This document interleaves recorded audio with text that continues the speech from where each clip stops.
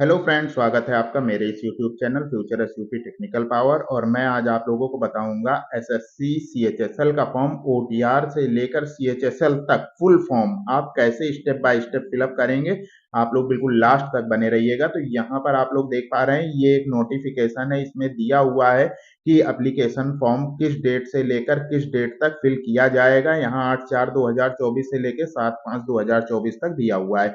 इसके बाद इसको स्क्रॉल करके थोड़ा सा नीचे कर लेते हैं। इसमें डेट के लिए भी दिया होगा कि कितनी तारीख के कितनी एज के बच्चे इसको अप्लाई करेंगे, किस तारीख तक के स्टूडेंट्स अप्लाई कर सकेंगे। यहाँ पर आप देख लीजिए 18 से 27 साल दिया है। 1/8/2024 तक के ये जो स्टूडेंट हैं, 1/8/2024 तक जो स्टूडेंट 18 साल के हो जाएंगे वो बच्चे 18 से 27 साल के बीच के बच्चे ही इसको अप्लाई कर पाएंगे।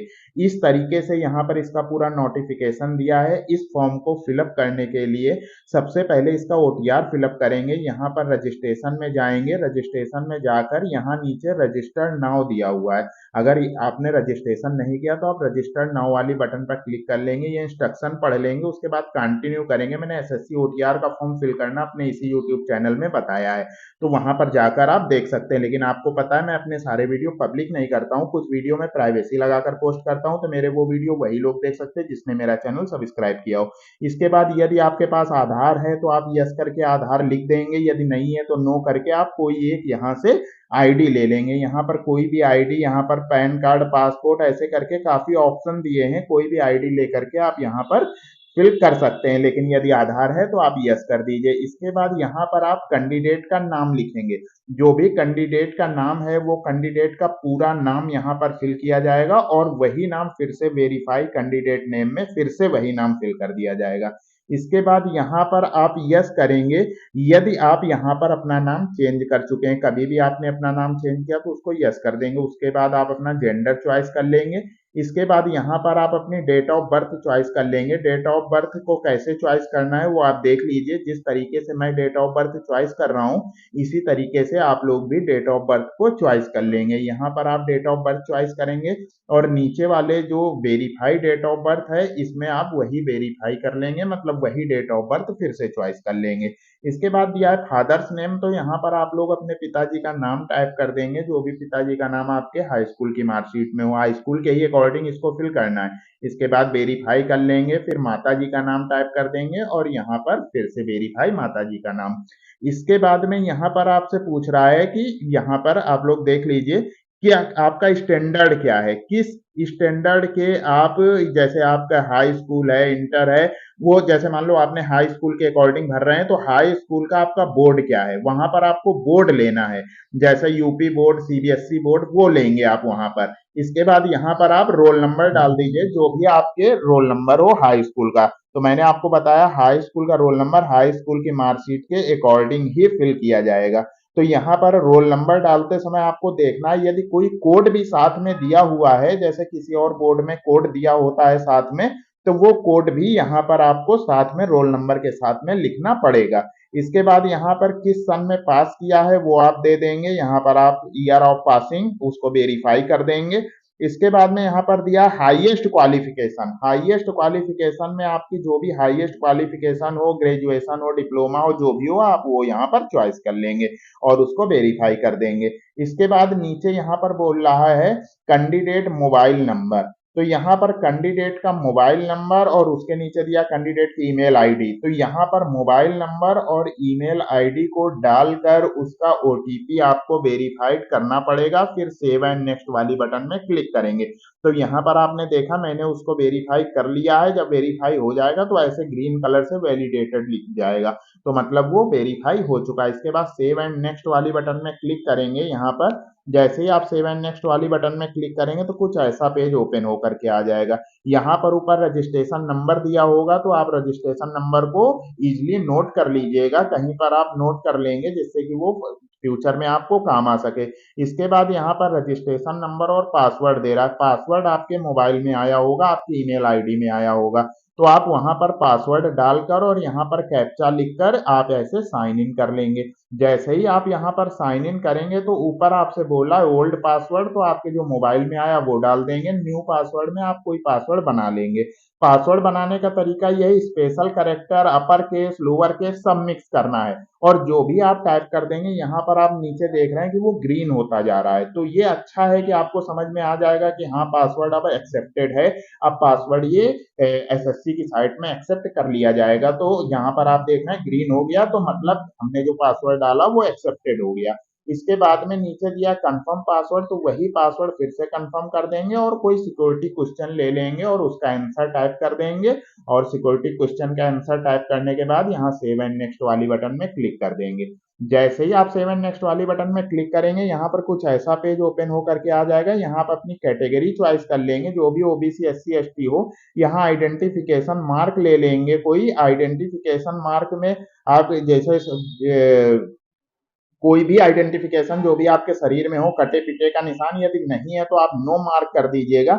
इसके बाद में यहाँ पर आप यस करके आप यहाँ पर are you person with disability, यदि डिसेबिलिटी है तो यस करके आप डिसेबिलिटी ले लीजिए, नहीं है तो आप नो कर दीजिएगा। इसके बाद यहाँ पर आप एड्रेस टाइप कर देंगे। एड्रेस टाइप करने के बाद में यहाँ पर आप ये स्टेट और डिस्ट्रिक्ट को चॉइस कर लेंगे और पिन कोड डाल देंगे। यदि आपका सेम एड्रेस परमानेंट एड्रेस है तो यहाँ पर आप चेक मार्क लगा देंगे और इसके बाद सेव एंड नेक्स्ट वाली बटन में क्लिक कर देंगे। ध्यान से समझिएगा, वीडियो ज्यादा बड़ा ना हो जाए तो थोड़ा सा तेजी से बनाते हैं। यहाँ पर चेक मार्क लगाएंगे और उसके बाद यहाँ पर प्रीव्यू वाली बटन पे क्लिक कर देंगे, तो आपका एक प्रीव्यू दिखा देगा कि आपका जो भी फॉर्म है यदि गलत है तो उसको आप एडिट कर लीजिए, नहीं तो यहाँ पर आप क्लिक करेंगे तो उसके बाद में यहाँ पर एक सक्सेस का मैसेज आ जाएगा।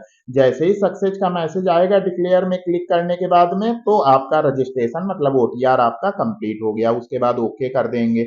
ओके करने के बाद में यहाँ पर आप लॉगिन कर लीजिएगा। यहाँ पर लॉगिन करेंगे और लॉगिन करने के बाद अब मैं आप लोगों को बताने जा रहा हूँ एसएससी सीएचएसएल का फॉर्म कैसे भरना है, मतलब अब ओटीआर आपका कंप्लीट हो गया है। आपको मैं बता दूं, मेरा एक और यूट्यूब चैनल है ट्रिक टू अर्न मनी, उसमें मैं ऑनलाइन पैसे कैसे कमाए जाते हैं वो ट्रिक बताता हूं, तो वो आप मेरे उस चैनल में जाके उसको सब्सक्राइब कर लीजिए, क्योंकि मैं अपने सारे वीडियो पब्लिक नहीं करता हूं। तो यहाँ पर आप इसको अप्लाई कर देंगे, सीएचएसएल के फॉर्म को इस तरीके से आप अप्लाई कर देंगे। यहाँ पर आप इसको अप्लाई करने के बाद में इस पूरे इंस्ट्रक्शन को पढ़ लेंगे। इंस्ट्रक्शन को पढ़ने के बाद यहाँ पर आपका फिर से वहाँ हाईएस्ट क्वालिफिकेशन जो भी कुछ है वो आपसे मांग रहा है, जो भी आपकी हाईएस्ट क्वालिफिकेशन हो वो आप डाल देंगे। यहाँ पर उसको आप फिर से वैसे ही जैसे आपने पिछली बार ओटीआर में फिलअप किया था उसी तरीके से इसको भी फिलअप कर देंगे। यहाँ पर आपने फिल कर दिया। इसके बाद में यहाँ पर आप देख पा रहे हैं कि ये आप किस स्टैंडर्ड से भरना चाहते हैं, तो इसमें आपने दे दिया 12 स्टैंडर्ड। 12 स्टैंडर्ड में देने के बाद आप पास हैं कि अपियरिंग हैं।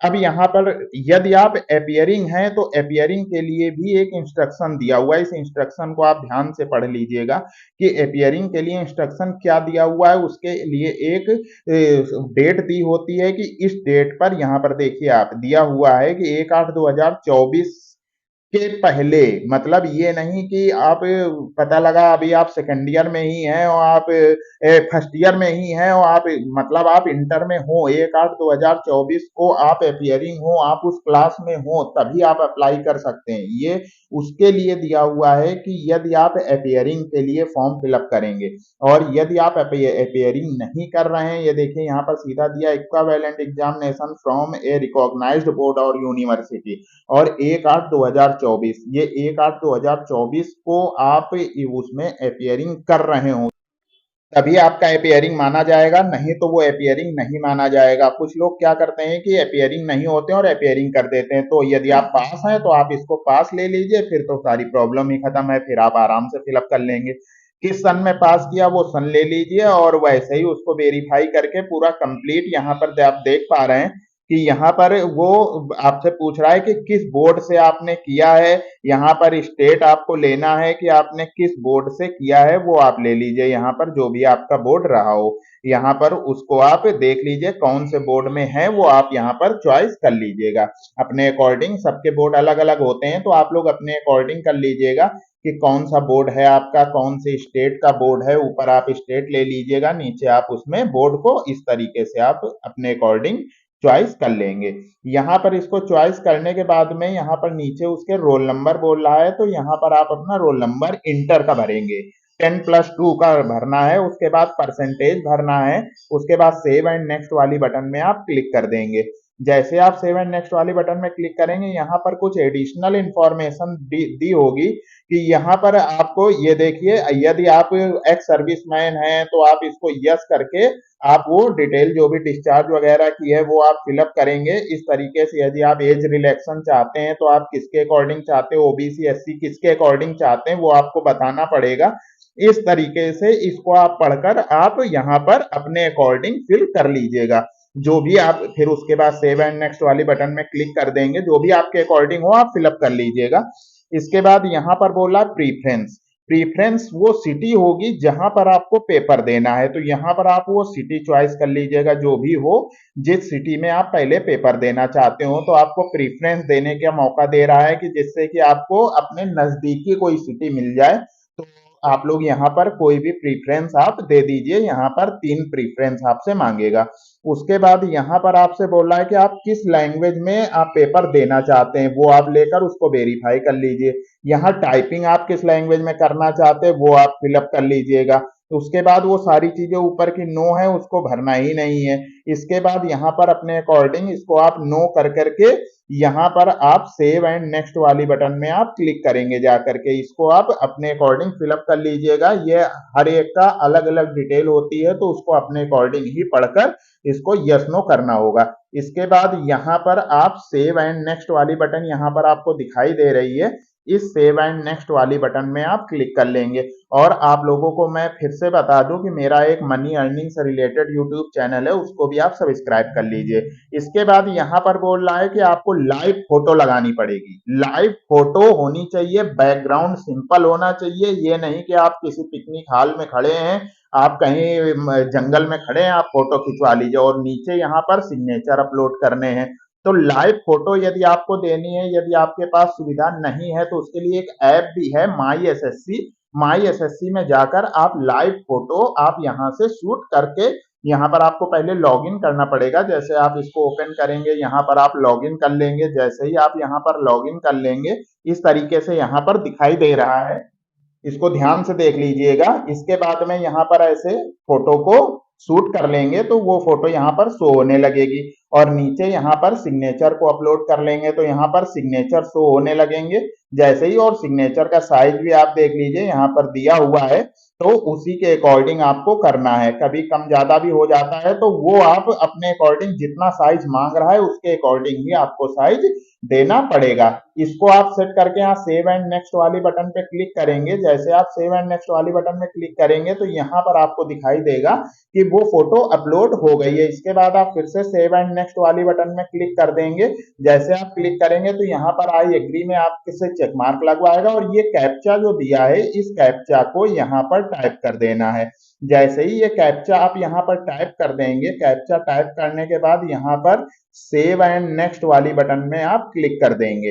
ये सेव एंड नेक्स्ट वाली बटन दिख रही है, यहाँ पर आप क्लिक कर देंगे। आपका फॉर्म फिलअप हो चुका है। लेकिन यदि जो लोग पेमेंट करेंगे, ये उन लोगों का फॉर्म फिलअप हुआ है जिनके लिए छूट है, जिनको फीस नहीं देनी है। लेकिन यदि आपकी फीस पड़ रही है तो पेमेंट की एक स्टेज आएगी, उस पेमेंट की स्टेज को फिल करने के बाद ही आपका फॉर्म सबमिट होगा।